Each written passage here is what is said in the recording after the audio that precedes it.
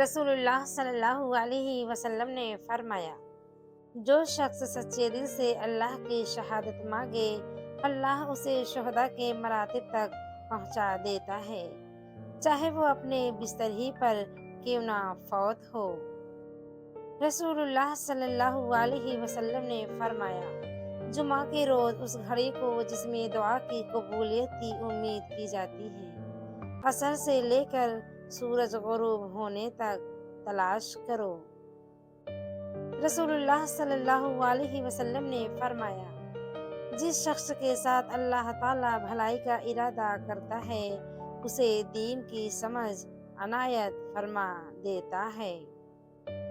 اگر دنیا فتح کرنا چاہتے ہو تو آواز میں نرمی پیدا کرو، کیونکہ اس کا اثر تلوار سے بھی زیادہ ہے۔